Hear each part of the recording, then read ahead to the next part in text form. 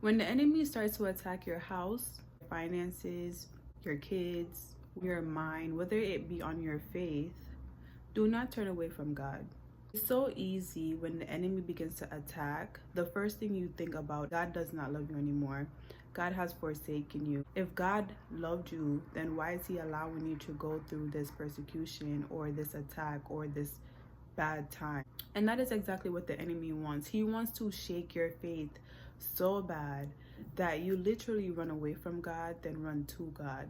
So while I was reading Job 1 verses 14 through 22, it shows that in spite of the adversity or attack that was placed on him at that moment in time, he literally did not run away from God. When the enemy attacked Job, he did not curse God. He did not do any of that. He did not throw a fit. He literally fell down and he worshiped God. He literally worshiped him. How many people really, when they go through adversities or they go through issues where the enemy is attacking them, every time you look left, every time you look right, every time you look up, every time you look down, some bad news is coming. But when the attack from the enemy hits us from any angle, the first thing we should want to do is bow down. We should not want to be upset with God. We should not want to be upset with God, but we should want to try our best to humble ourselves before the Lord and understand that God gives, but God also takes us away. We literally can look at that when Job said that in Job 1 verses 21. So Job 1 verses 20, it says, "Naked came I out of my mother's womb, and naked shall I return thither. The Lord gave, and the Lord had taken away. Blessed be the name of the Lord." Job was just attacked. Everything that he had was literally taken away from him, including his health, right? He literally, his first priority was not to get upset, not to ask a question. He literally fell down before the Lord and understand that God is still good, that God still loves him. He literally turned to God instead of turning away from God. And it really shows like he was not in it for the things. He was in it because he really did love God. But because everything came from like so many different sides, he could have run away. Because really in reality, a lot of people, when they get hit from the enemy, the first thing that we want to do is run away from God, because we understand like we do not understand what's going on here. Like we do not understand what is going on. So the first thing we would want to do is not to bow down, not to worship, not to open our Bible, but to literally complain, to literally grumble, to literally, get upset with the Lord, to literally stop praying, to literally stop reading the Bible, and everything, and it goes and goes and goes. But when we read Job, he really shows us what it means to love in spite of, what it means to care in spite of, what it means to be loyal in spite of. Okay, God took this away from me, but I'm still going to love him. I'm still going to worship him as my Lord and my Savior. I'm still going to understand that he is my creator. I'm still going to understand that he gives stuff and he takes it away, and whatever he has taken away, it is probably for a reason. And if it is for a reason, he will come back and restore it back to me when it is time. The main point of the attack, I just want to say this, the main point of the attack from the enemy is because he wants us to turn away from the Lord, because he wants us to have that mindset. If God really loves us, as I said, then why is he allowing us to go through so much discomfort, so much pain, and so much suffering? Where is he when I'm speaking to him? Where is he in my trouble? Where is he in my trials? Where is he in when like the enemy is tormenting my spirit, or if the enemy is tormenting my mind? So the main point of the attack is to make it seem like God does not care about you, that God has, probably left you out in the wilderness all by yourself. But that is just a lie, because when we really look back with the Israelites, they were in the wilderness, right? But God never left them, ever. He never left them. But sometimes when you do enter the wilderness, you may feel like, God is not there. But that is when we have to go back to scriptures, and we have to look at Psalms 23, where it says, "Yea, do I walk through the valley of the shadow of death, I will fear no evil, because for thy rod and thy staff, they comfort me." So we just have to understand like God is still present in trouble.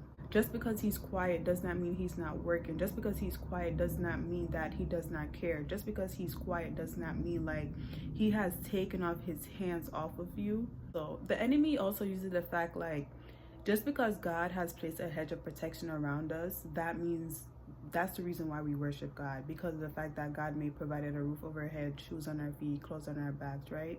because that's what he said with Job's case. And I want to read it because it is very important to understand like each perspective. When God was literally speaking about Job and letting the devil know, like, you know, he eschews evil and he's a righteous man and he's a good man, and then the enemy literally, the first thing the enemy said, because you did put a hedge of protection around him, so that is why he is worshiping you, that is why he is a righteous man, right? But the Lord proved to the enemy, like, it's not because I have a hedge of protection around him why he worshiped me. He worships me without the possessions, right? Job 1 verses 9 says, then Satan answered the Lord and said, hast not thou made an hedge about him and about his house and about all that he had on every side? Thou hast blessed the works of his hand, and his substance is increased in the land. 11 says, but put forth thine hand now and touch all that he had, and he will curse thee to thy face. When I read this, it really shows me like the enemy really feels like our relationship with God is transactional. God do this, we love him. He does not do this, we do not love him. He does this again, we love him again. He does not do this, we don't love him again.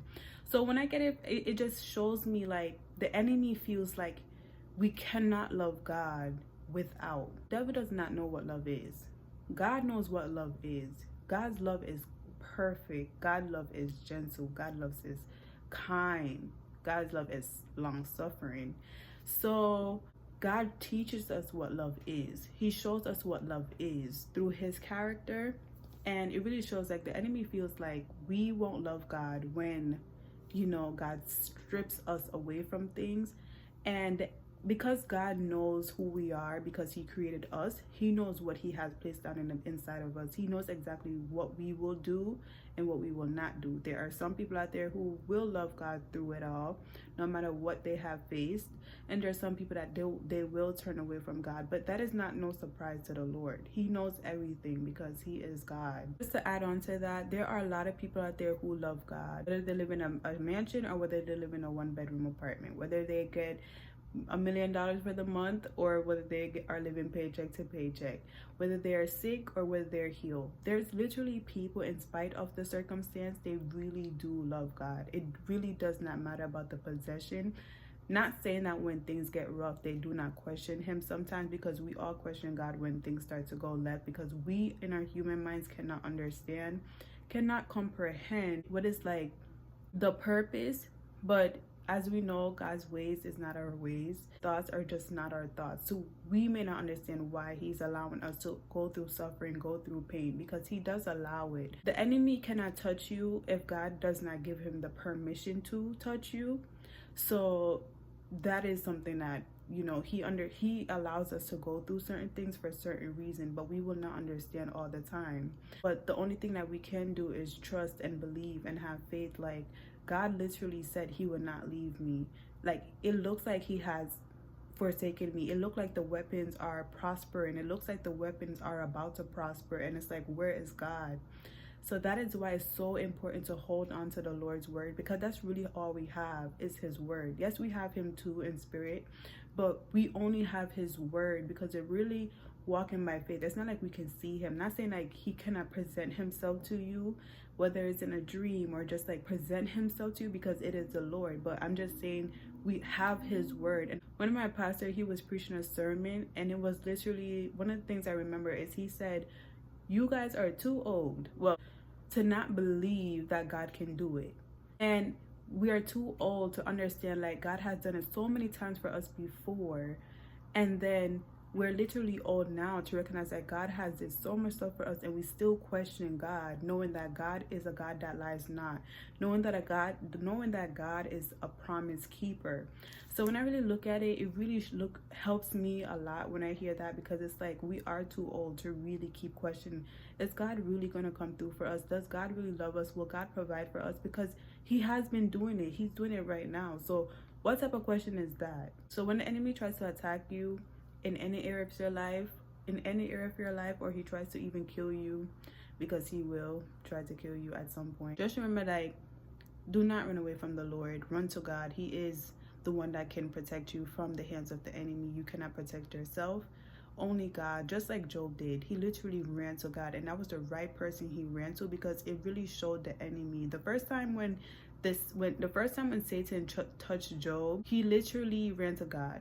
After God said, you literally said that if I take away these stuff from Job, he will curse me. Satan literally says skin for skin, and then he will eventually curse you. And that is when God said, okay, touch him, but don't take his life. Because the enemy really thought, okay, he took away the position, okay, but he still has his health. So that is why he is not, cursing you. So when God said, okay, go ahead, attack his health, he still did not. He still did not. And you have to really have compassion. I have so much compassion for Job. When I read Job, I have so much compassion for him, because it teaches me what really matters. And what really matters is God. God allows any attack on us is because he knows that we will still love him without the materialistic things. And this is located in Job 1 verses 8 and Job 2 verses 3. And it says, and the Lord said unto Satan, hast thou considered my servant Job? There is none like him in the earth, a perfect and an upright man, one that feared God and eschewed evil. This is my child, and have you considered him? Because the enemy will literally feel like you just love him. I mean, you just love God because of the materialist things, but it literally showed us like we love God, and God knows we can handle it. So that is why he presented Job. That is why he allowed Satan to consider Job, not because he felt like Job could not handle it. He knew that he would never leave nor forsake Job. He knew that he will restore him in the end, but he was just showing the enemy that Job still loves him in spite of what the enemy is saying. But I really hope you guys enjoyed this video, and I'll see you guys in the next one.